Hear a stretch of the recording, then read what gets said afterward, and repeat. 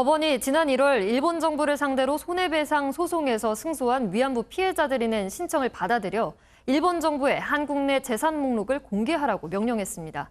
지난 3월 법원의 결정과 정반대 취지의 판단이 나온 건데 일본이 우리 법원의 판단을 따르지 않을 가능성이 큽니다. 조동욱 기자입니다. 지난 1월 우리 법원은 일본 정부가 일본군 위안부 피해자 12명에게 각각 1억 원을 지급하라고 결정했습니다. 법원이 일본 정부의 손해배상 소송을 제기한 할머니들의 손을 들어준 겁니다.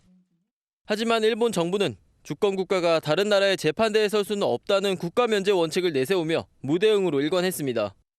할머니들은 다시 법원을 찾았고 배상금을 강제 집행할 수 있게 한국에 있는 일본 정부의 재산을 확인해달라는 재산 명시를 신청했습니다.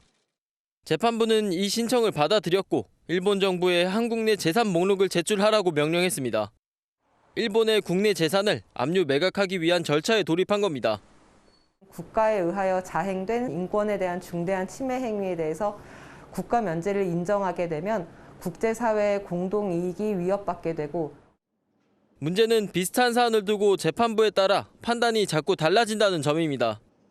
지난 3월 같은 법원 다른 재판부는 당시 일본의 재산을 강제 집행하는 것은 국제법 위반이라며 일본 정부의 손을 들어준 바 있습니다.